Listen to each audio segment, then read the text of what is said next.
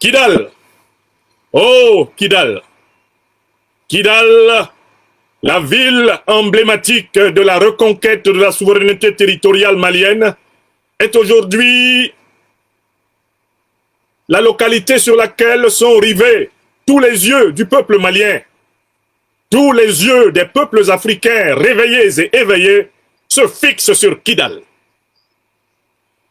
Dans le cadre de la résolution 2690 des Nations Unies, il avait été ordonné à la mission des Nations Unies au Mali, qui s'appelait abusivement MINUSMA, Mission des Nations Unies pour la stabilisation du Mali, et qui aurait dû s'appeler MINUDMA, Mission des Nations Unies pour la déstabilisation du Mali.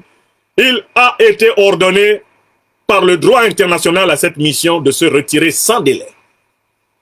Et au plus tard, le 31 décembre 2023. Les autorités maliennes, sous le leadership du président de la transition, chef de l'État, son Excellence, Monsieur le colonel Assimi Goïta, ont aussitôt pris langue avec Monsieur El Gassim Ouane, représentant spécial du secrétaire général des Nations Unies au Mali, et avec celui-ci a été mis en place le calendrier de retrait, ordonné, coordonné, sécurisé, progressif, des troupes hirsutes, hétérogènes, hétéroclites, des troupes impuissantes de la MINUSMA de notre terre bénie du Mali. Ce calendrier a été arrêté d'un commun accord, alors qu'on s'attendait à ce que la mission des Nations Unies respecte le calendrier arrêté d'un commun accord. On a observé très rapidement, à partir notamment du mois de septembre, que les soldats des Nations Unies essayaient de se retirer précipitamment des emprises stratégiques qu'ils occupaient, de telle façon que celles-ci soient rapidement occupées par les terroristes d'Al-Qaïda et de l'État islamique, qu'on appelle abusivement la SEMA ou le MNLA. Or, Al-Qaïda et l'État islamique qui ensanglantent tout le Sahel, et notamment le nord de notre Mali bien-aimé, ne sont rien d'autre que les deux organisations terroristes qui, en bonne entente avec l'OTAN, ont détruit la Libye, saccagé la Libye, assassiné Muammar el-Kadhafi, parce que Kadhafi avait l'ambition de créer une monnaie continentale dinar-or qui allait mettre fin à la suprématie du dollar, à la suprématie de l'euro et du franc CFA qui pompe les richesses des Africains pour le malheur des Africains. Oui, comme l'ont révélé les emails de Mme Hillary Clinton à l'occasion du scandale de Wikileaks, Kadhafi n'a pas été assassiné au nom de la démocratie. La Libye et des dizaines de milliers de Libyens n'ont pas été assassinés par l'OTAN en association avec Al-Qaïda et l'État islamique au nom de la démocratie. Oh que non! C'était pour s'assurer le pillage continu, non seulement de la Libye, mais de toute la bande sahélienne, mais également de toute l'Afrique.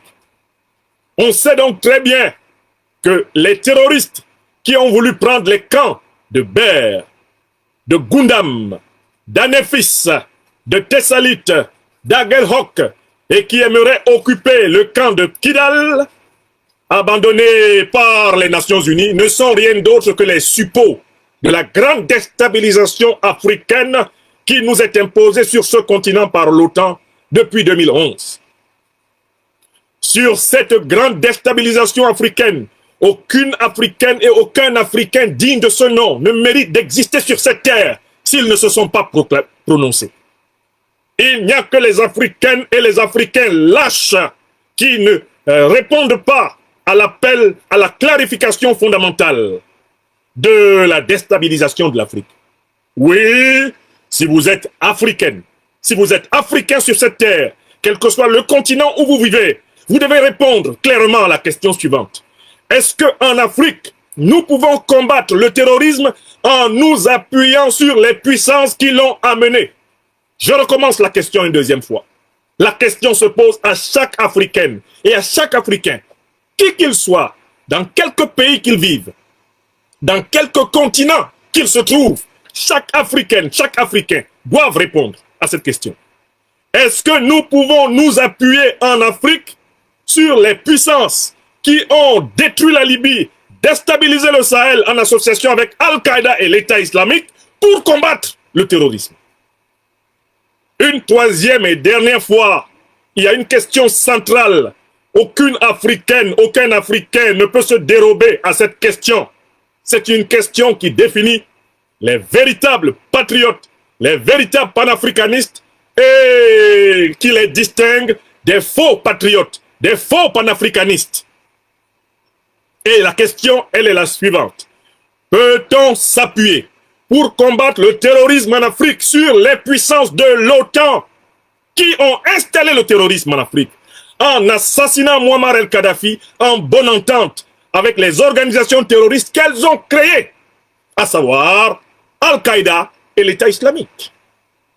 Si la réponse est donc non, et non, et non, nous sommes donc d'accord qu'il faut soutenir les forces armées du Mali dans la juste bataille pour la reconquête de la totalité des 1 241 238 km² ou 238 241 km² du Mali. Si vous êtes d'accord que la réponse de l'Afrique c'est non,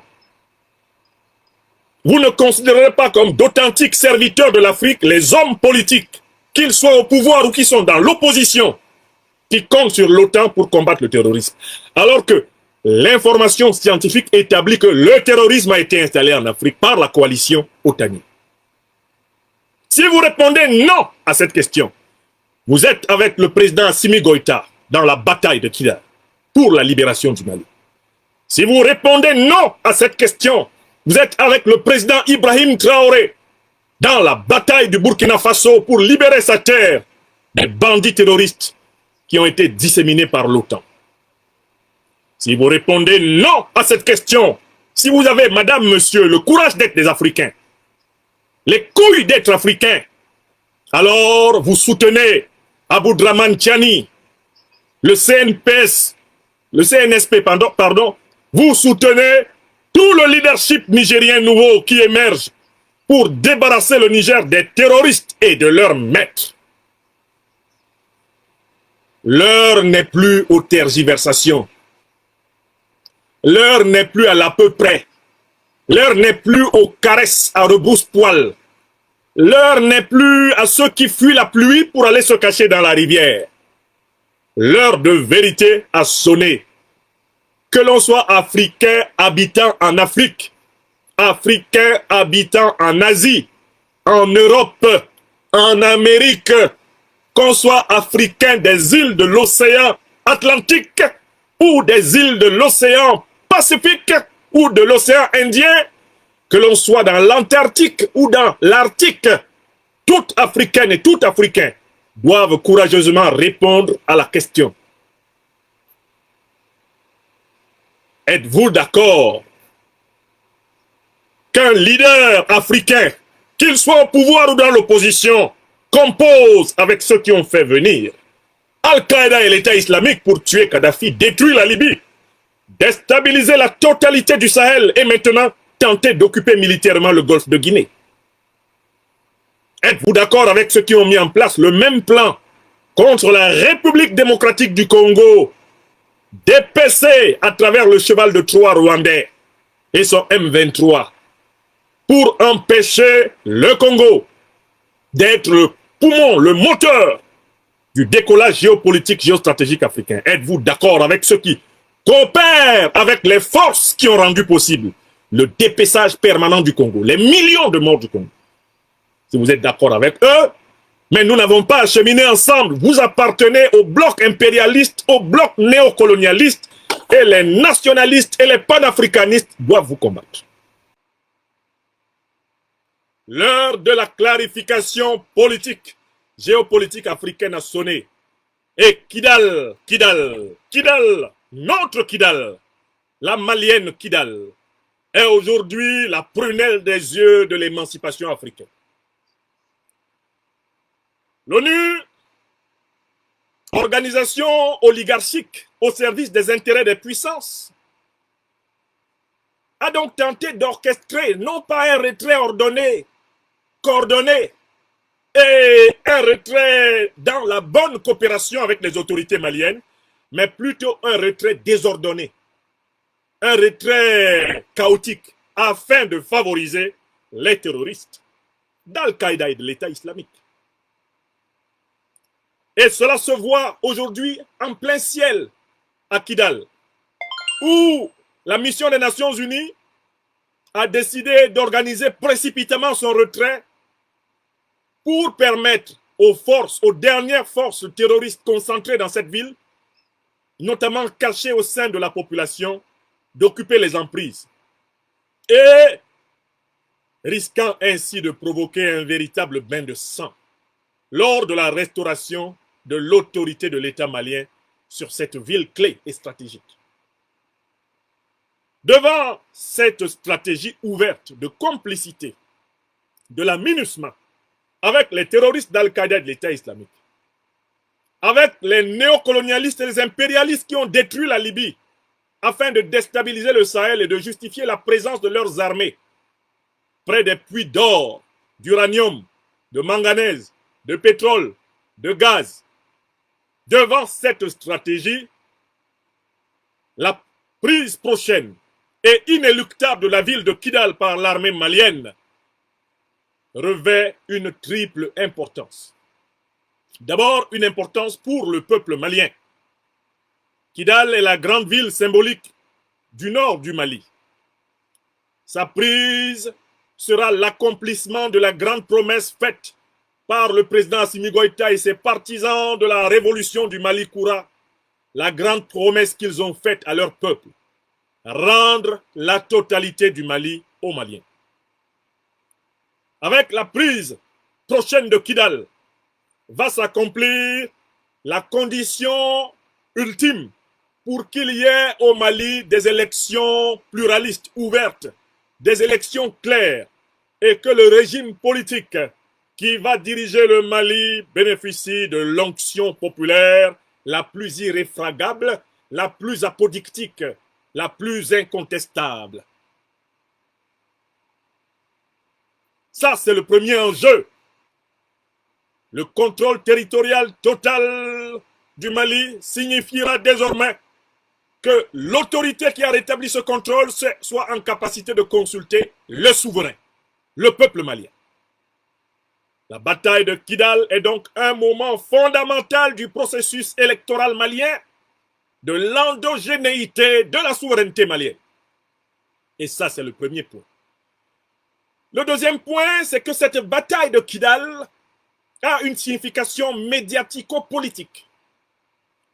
Depuis le retrait des armées françaises du sol malien et depuis qu'a commencé le retrait des troupes de la MINUSMA, Mission des Nations Unies pour la déstabilisation du Mali, une certaine propagande médiatique france-africaine, néocolonialiste, aigrie, rancunière, vengeresse, a tenté de dire que la situation sécuritaire au Mali s'était aggravée, que, en l'absence des maîtres néocolons, en l'absence des troupes impérialistes qui se retirent les unes après les autres la queue entre les fesses comme chiens battus sous la pluie, eh bien, le Mali serait devenu incapable d'assurer la sécurité de son peuple. Une opinion qui est clairement contredite par les sondages faits par la Friedrich Ebert Stiftung, fondation allemande internationale, qui, tous les mois d'avril à mai, organise un Malimètre, c'est-à-dire une enquête d'opinion dans toutes les régions du Mali. Selon la dernière enquête de la Friedrich Ebert Stiftung, l'indice sécuritaire du Mali s'est notoirement amélioré sous le président Assimi Goïta et ses compagnons du Mali Koura. Selon les enquêtes internationales non biaisées par le point de vue gouvernemental, le peuple malien reprend progressivement vie dans son territoire. Le terrorisme reflue, le terrorisme souffre, le terrorisme est écrasé. Or, la défaite de Kidal, la défaite annoncée de Kidal viendra mettre un terme à cette propagande médiatique mensongère. Lorsque les FAMA sur Kidal feront flotter l'immémorial drapeau malien. Un seul peuple, un seul but, une seule foi.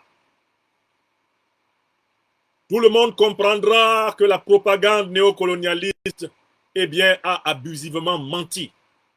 Kidal sera le démenti vivant de l'échec de la lutte antiterroriste que l'on tente d'attribuer au président Assimi Goïta et ses compagnons. Kidal, comme Anefis, comme Gundam, comme Ber, comme Thessalit, comme Agelhok, seront les preuves incarnées de la victoire du peuple malien contre ses ennemis. Mais il y a une troisième signification de Kidal. La troisième signification de Kidal, c'est que Kidal est le poste avancé de la libération de l'Afrique de l'impérialisme de l'OTAN. La victoire de Kidal est la victoire, elle sera la victoire.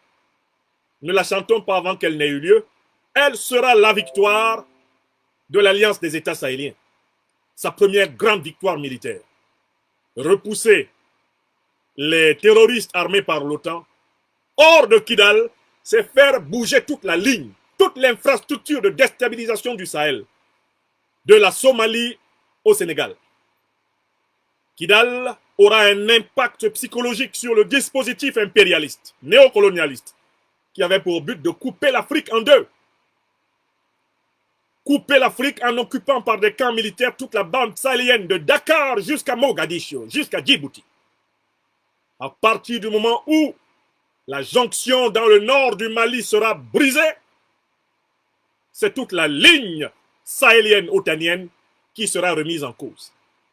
Et quand on voit le travail de SAP abattu par les forces de défense et de sécurité bénies du Burkina Faso, quand on voit les victoires que les forces de défense et de sécurité du Niger remportent ces derniers jours, on sait que Kidal représente la défaite du projet de recolonisation militaire du Sahel par l'OTAN. Voilà les trois niveaux de signification de Kidal. Voilà pourquoi chaque Malienne et chaque Malien qui ont compris l'importance notoire de cette ville pour leur pays, chaque Africaine et chaque Africain qui ont pris fait et cause pour la souveraineté de l'Afrique ne peuvent que soutenir les Fama aux portes de Kidal. Puisse cette bataille délivrer le peuple malien pris en otage à Kidal depuis maintenant plus de 10 ans par les bandits terroristes armés par les impérialistes otaniens. Puisse la prise prochaine de Kidal être l'occasion, par le développement exemplaire de cette région du nord du Mali, démentir les oiseaux de mauvais augure de tout poil qui détestent le bonheur des Africains, qui ne veulent pas que l'Afrique vive de ses richesses, qui ne veulent pas que le Mali soit ce qu'il aurait dû être depuis le Moyen-Âge jusqu'à ce jour, une grande puissance africaine. Soyons un, soyons unis autour du Mali, car ce qui se joue au Mali, c'est notre souveraineté continentale à tous, c'est notre dignité planétaire d'Africains de tous les continents qui se joue là-bas. Kidal, c'est donc la prunelle de nos yeux. Mes chers amis, quel était le premier sujet que je voulais aborder ici? Nous sommes mûrs pour passer au deuxième sujet. Emma, tu m'apportes une bouteille d'eau, s'il te plaît.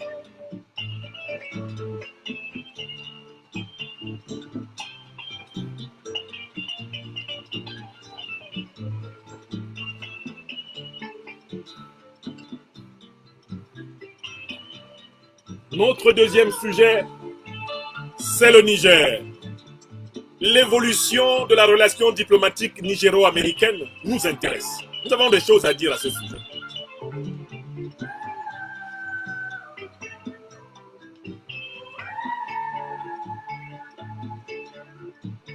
Oh, oh, oh, oh.